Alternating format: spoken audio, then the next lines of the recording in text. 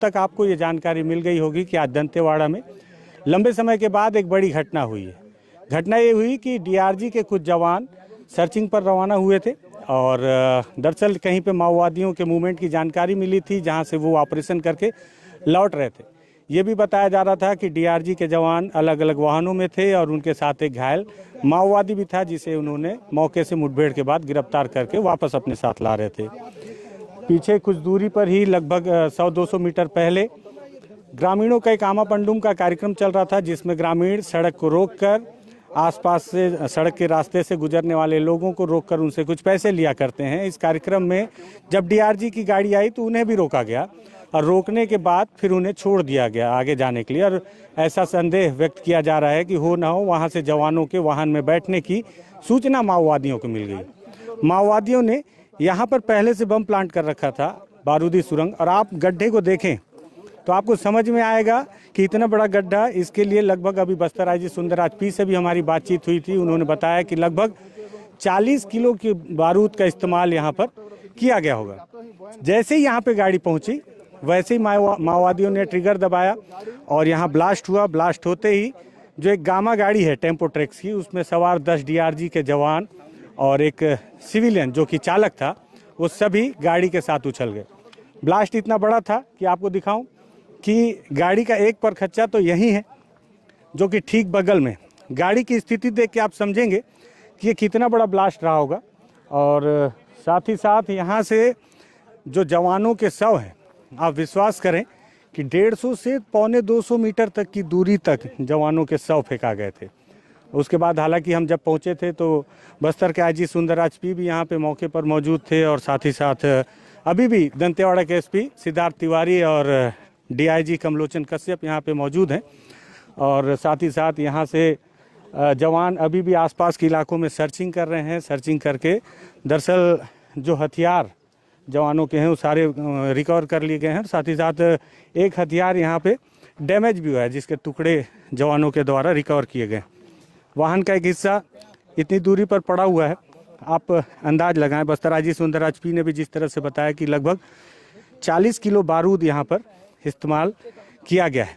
अभी मैं आया तो देख रहा था कि किस तरह से दूर में ही बैरिकेडिंग कर दी गई थी, ताकि फॉरेंसिक की टीम पूरी तरह से नापजोख कर सके कि आखिर कितना बारूद इस्तेमाल हुआ, किस तरह से माओवादियों ने इस घटना को अंजाम दिया। गाड़ी का जो अगला हिस्सा है, जहां इंजन होता है, वो आप देखें कि घटना स्थल से लगभग 70 मीटर की दूरी पर फेंकाया हुआ है। और इसके साथ ही साथ उस तरफ में वहाँ दूर पर जो लगभग 90 मीटर की दूरी पर उस गाड़ी का इंजन, जो भी किसी भी गाड़ी का सबसे वजनी पार्ट होता है, वो फेंकाया हुआ है। अब आप यहाँ से देखें, आप भाई साहब थोड़ा सा इधर आ जाएं तो यहाँ से दिखाएं कि यहाँ पे इंजन पड़ा हुआ है और इंजन के साथ साथ वो यहाँ से इतनी दूरी पर विस्फोट हुआ है। फॉरेंसिक की टीम जब नाप रही थी तो उन्होंने बताया कि लगभग 100 मीटर की दूरी है। आप उस कोने पे जो जवान देख रहे हैं, उस कोने पे जो पेड़ पे खड़ा है, बताया जाता है कि 100 वहाँ से रिकवर किया गया है। ये जो पानी पड़ा हुआ है, पानी जो यहाँ पे जमा है, इसके पास से एक जवान के शव को रिकवर किया गया है। एक दुखद तस्वीर मैंने और देखी कि एक जवान अपने साथी जवान के शव के टुकड़े को पॉलीथीन में लेकर आ रहा था। जिस तरह से घटना हुई, तत्काल मौके के लिए अन्य जवानों को तैनात कर दिया गया। महिलाओं की जो डीआरजी की टीम है वो भी यहाँ पे तैनात की गई है, जो सभी यहाँ पे मौजूद हैं और साथ ही साथ घटना स्थल की बारीकी से जांच कर रहे हैं कि आखिर घटना को कैसे अंजाम दिया गया और कैसे ये पूरी घटना हुई। सबसे खास बात यह है कि 2021 के बाद से माओवादी किसी भी टीसीओसी के दौरान बड़ी घटना को अंजाम दे पाने में विफल हो जा रहे थे, जिसको लेकर माना जा रहा था कि माओवादियों को बैकफुट पर ढकेल दिया गया है। और यही वजह है कि वो टीसीओसी के दौरान किसी बड़ी घटना को अंजाम नहीं दे पा रहे हैं। जवानों का मनोबल भी बढ़ा हुआ था, लेकिन ऐसे में माओवादी टीसीओसी के दौरान एक बार फिर से इस बड़ी घटना को अंजाम देके 2 साल के बाद उन्होंने अपनी उपस्थिति नहीं दर्ज की है। ये भी बताने की कोशिश की है कि जिस तरह से बीते दिनों केंद्रीय गृह मंत्री अमित शाह ने बस्तर के दौरे में इस बात का दावा किया था कि बहुत जल्द बस्तर से माओवाद का समाप्त कर दिया जाएगा, तो उन्होंने अपने मंसूबे जाहिर किए माओवादियों ने कि उस इलाके पे आके उन्होंने ब्लास्ट किया है जिस इलाके को रोज़ के आवागमन के लिए बहाल कर दिया गया था। दंतेवाड़ा एसपी सिद्धार्थ तिवारी अभी भी मौके पर मौजूद हैं और अभी भी बारीकी से जांच की जा रही है मौके की कि आखिर घटना कैसे हुई होगी, चूक कहाँ पे हुई, कैसे इतनी बड़ी घटना को माओवादियों ने दिन दहाड़े अंजाम दे दिया ठीक दिन के 2 बजे जब जवान वहाँ से लौट रहे थे। आप बात करेंगे क्या मेरे साथ? ये हमारे स्थानीय पत्रकार हैं भाई। आप अपना परिचय दें सबसे पहले। अभिषेक राठौर, दैनिक भास्कर से। अभिषेक जी, ये बताएं कि आप तो सबसे पास में थे जी, सबसे पहले पहुंचे जी। क्या देखा आपने और क्या लगता है कैसे हुई होगी चूक? ये जो जैसा बता रहे हैं कि गाड़ी यहाँ से लगभग काफ़ी तेज़ी से निकलती है, लेकिन कुछ बच्चों द्वारा वहाँ पर आंबा पंडुम त्यौहार मनाया जा रहा था। लगभग यहाँ से 60 मीटर दूर होगा। अच्छा। तो गाड़ी उस कारण उनके द्वारा रोकी गई है और गाड़ी धीरे थी। अच्छा। गाड़ी पूरी स्पीड नहीं पकड़ पाई थी। बच्चों ने रोका जी, आपको दिख रहा होगा सामने, देखिए नाका दिख रहा है सामने। हाँ, अभी भी नाका दिख रहा है। वो नाके से यहाँ तक गाड़ी स्लो थी। तो कहीं ना कहीं उन लोगों ने बच्चों का सहारा लेकर ये घटना किया है। अच्छा जी, मतलब उनका जुड़ाव हो सकता, मतलब बिल्कुल हो सकता है क्योंकि प्लान के तहत से वहाँ पे बिल्कुल आप देखिए यहाँ से कितना दूर है, आप देखिए ना। हाँ। लगभग इतना दूरी पे रखा गया है कि वहाँ 50 से बच्चे भी दूर निकल जाएं। ठीक बात। सतीश, कुछ है क्या वहाँ? वहीं से ब्लास्ट किया गया? ये सामने जो महुआ का पेड़ एरिया दिख रहा है, यहीं अच्छा। सामने से किया गया ब्लास्ट। तो यहाँ से ये सामने मैं आपको भी दिखाने की कोशिश करता हूँ। तो देखिए, जब भी ब्लास्ट होता है तो एक वी शेप बनाया जाता है। हम देखते हैं कि किस तरह से वी शेप में वो माओवादियों ने इस घटना का अंजाम दिया। ये वो इलाका है जहाँ पे ब्लास्ट हुआ है और हम वहाँ जाके देखते हैं जहाँ से ब्लास्ट किए। कहाँ से किए हैं? ये आगे चले जाइए, महुआ पेड़ जो दिख रहा है ना, वहाँ उसके पीछे में एक पत्थर, छोटा सा पत्थर है। अच्छा, वहाँ दिख जाएगा। अच्छा। तो ये देखिए, कभी भी जब माओवादी ब्लास्ट करते हैं तो वो एक वी का शेप बनाते हैं और उस शेप के बीच में जैसे ही वाहन आती है वो ट्रिगर दबाते हैं। तो बताया जा रहा है कि इस तरफ में कहाँ पे भैया वो जगह, कहाँ देख सकते हैं क्या? वो झाड़ वहाँ से सड़क दिख रहा है क्या? अच्छा, तो ये जो है इस इलाके में माओवादियों ने यहाँ से, ये भी 100 मीटर की दूरी है, वो उसी स्थान से ट्रिगर दबाएंगे जिस स्थान से उन्हें नज़र आए कि कहाँ पे वी शेप है। और इसके आगे आप जैसे जैसे आगे देखिए, सड़क की ओर लगातार जो तार है जो पुलिस ने बरामद किया है उससे बना हुआ महीन ये स्पॉट है, वो भी स्पष्ट तौर पर दिखाई दे रहा है। तो कुल मिलाकर कहा जाए देसी तकनीक सही, लेकिन माओवादियों के लिए इस तरीके की तकनीक हमेशा से कारगर रही है। और जंगल में पुलिस के जवानों ने यहाँ से तार बरामद किया है। लगभग 100 मीटर का तार था और इसीलिए सारे पत्रकार यहाँ पे पहुँच रहे हैं दिखाने के लिए कि कैसा वो स्पॉट है। मैं भी आपको दिखाता हूँ। ये वो इलाका है। हालांकि मुझे यहाँ से बहुत क्लियर सड़क नज़र नहीं आ रही, आप इधर से आएँ और दिखाएं। लेकिन देखिए, वो जो गाड़ी है, ब्लास्ट का इलाका नहीं है, ब्लास्ट का इलाका आगे है। मुझे लगता है कि ये या तो ऊपर चढ़ के कोई इन्होंने वी शेप बनाया होगा। वी शेप एक ऐसा शेप होता है, मैं आपको समझाता हूँ। मान लीजिए कि कोई शेप आपको दिख नहीं रहा है मुझे, कि जैसे मान लीजिए ये वी शेप है, ये पेड़ है, तो इसको वो लोग अपना एक पॉइंट बना लेंगे, ट्रिगर पॉइंट इस तरह से। और लो, आपको बताने के चक्कर में चींटियाँ चढ़ गई। दुखद घटना के साथ ये भी घटना हो गई। तो इस तरफ से, इधर से आ जाइए आप थोड़ा सा पीछे से, मैं समझाऊं कि कैसे हुआ होगा। ये जैसे वी शेप है और माओवादी क्या करते हैं, इसके पीछे ट्रिगर पॉइंट बनाते हैं और ये सड़क पे साफ नज़र आता रहता है। जैसे ही कोई गाड़ी यहाँ से गुजरती है और इस शेप के बीच में आई तो उन्होंने ट्रिगर दबाते हैं, तो इससे गाड़ी का अगला या बीच का या पीछे का हिस्सा ब्लास्ट की चपेट में आता है। इससे बखूबी वो अपनी घटना को अंजाम दे पाते हैं, जिससे कि उनके विस्फोट में किसी तरह का मतलब ऐसा ना हो कि वो विस्फोट करें और निशाना चूक जाए। तो ये स्थान है।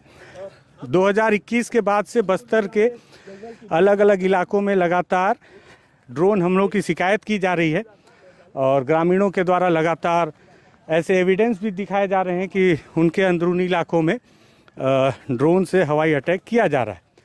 और ये भी बताया जा रहा है कि उसके बाद से लगातार TCOC में किसी बड़ी घटना को अंजाम देने में सफल नहीं हो पाए हैं माओवादी, जिससे कि उन्हें बैकफुट पर समझा जा रहा था। लेकिन आज जिस इलाके में उन्होंने ये अटैक किया है, ये सबसे बड़ी चुनौती उन्होंने फिर से अमित शाह के उस बयान को दी है। और बयान को देने के बाद क्या नहीं, वहाँ से तो कुछ दिख नहीं रहा है। तो इस तरह से घटना है। और राठौर साहब, आप बता रहे थे, मैं 2 मिनट थोड़ा सा दिखाने चले गया था, क्या लगता है इस इलाके में ब्लास्ट होना? यहाँ पे माओवादियों को माना जाता है काफ़ी बैकफुट पे हैं, ये सड़क जो है सुचारू रूप से चालू कर दी गई। बैकफुट शासन प्रशासन बैकफुट जरूर बोल रहे हैं, लेकिन बैकफुट में नहीं है अभी। लगातार कुछ दिनों से, कुछ महीनों से न लगातार सक्रिय हैं। अच्छा, हाँ, लगातार सक्रिय हैं, लेकिन प्रशासन द्वारा बार बार बोला जा रहा है बैकफुट में है, बैकफुट में है, पर बैकफुट में नहीं है। क्योंकि हम लोग जैसे लोकल यहाँ घूमते हैं तो समझ में आता है, लोगों के बात करने के तरीका बताते हैं कल कौन कहाँ कैसे। तो बैकफुट में तो बिल्कुल भी नहीं है। अच्छा, ये आप घटना तो देख रहे हैं, अगर बैकफुट में होती तो इतनी बड़ी घटना नहीं होती। और थाने से 2 किलोमीटर दूर। हाँ, थाने से 2 किलोमीटर दूर जी। और मूवमेंट लगातार बढ़ा हुआ है उनका। बिल्कुल भी। और जैसे जैसे चुनाव नज़दीक आते जा रहे हैं तो ये घटनाएं होना पहले से ही, मतलब एक अंदेशा रहता है कि ऐसी घटनाएं होंगी, और वो घटना हुई। ठीक।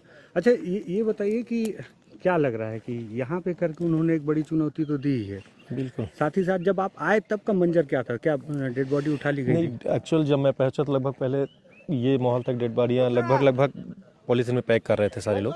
पॉलीथीन में पैक की गई? हाँ, पॉलीथीन में लपेटी गई, क्योंकि जो उनका शरीर पूरी तरह से विक्षिप्त हो चुका है। जो भी पैर है, किसी का कटा हुआ है, किसी के पेट कटा हुआ है, फटा हुआ, तो उसको पॉलीथीन में बिल्कुल लपेट के अच्छा वो किया गया। अच्छा, तो मतलब काफी बहुत भयावह। यहाँ से लगभग 100 मीटर की दूर पे गाड़ी के ड्राइवर की बॉडी थी, लगभग 100 मीटर दूर पर। और उसके आगे भी एक बॉडी रिकवर हाँ, की गई? उसके आगे भी एक बॉडी रिकवर की गई। पूरे जितने इनके हथियार थे उनके पूरे टुकड़े टुकड़े हो गए, सारी चीजें, मतलब बिल्कुल फैला हुआ था एकदम।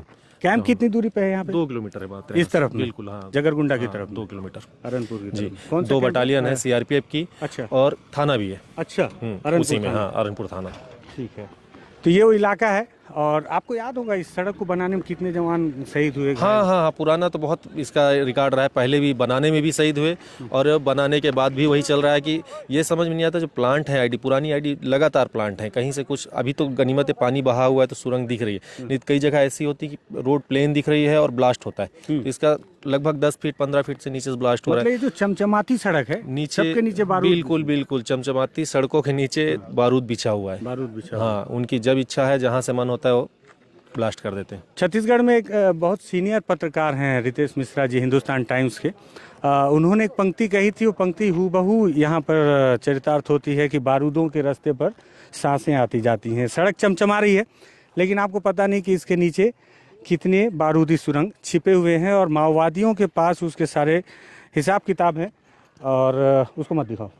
उसके साथ ही साथ इस सड़क पर चलने वाले जवानों को भी ये नहीं पता होता कि कब माओवादी ट्रिगर दबाएंगे और उनकी जान चली जाएगी। आज एक बहुत दिनों के बाद एक बड़ी दुखद घटना बस्तर में हुई है। जो 10 जवान और एक जो सिविलियन मारे गए हैं, उन्हें हम बस्तर टॉकीज़ की तरफ से विनम्र श्रद्धांजलि देते हैं। और अभी भी आप देखें कि दंतेवाड़ा के SP सिद्धार्थ तिवारी और कमलोचन कश्यप अभी भी हैं, और उनके चेहरे पर भी नाराज़गी और साथ ही साथ दुख साफ नज़र आ रहा है। अभी भी वो इसी बात पे लगे हुए हैं। सारे अधिकारी जा चुके हैं, लेकिन वो इस बात पे अभी भी चर्चा कर रहे हैं कि आखिर ये चूक हुई कैसे, और माओवादियों ने इतनी बड़ी घटना को अंजाम कैसे दिया। घटना काफ़ी दुखद है, लेकिन इस घटना से आपको रूबरू कराना ज़रूरी था, इसलिए मुझे लगा कि ग्राउंड जीरो से आपको सारी तस्वीरें बयां करूं। अगर लगे कि इन तस्वीरों को जानना, समझना और बस्तर में क्या हो रहा है चुनाव से पहले, माओवादियों को बैकफुट पर ढकेलने के दावे के साथ माओवादी किस जगह पर खड़े हैं, ये समझने के लिए वीडियो काफ़ी ज़रूरी था। तो इस वीडियो को लाइक कीजिएगा, शेयर कीजिएगा, बस्तर टॉकीज़ को सब्सक्राइब कर दीजिएगा। धन्यवाद।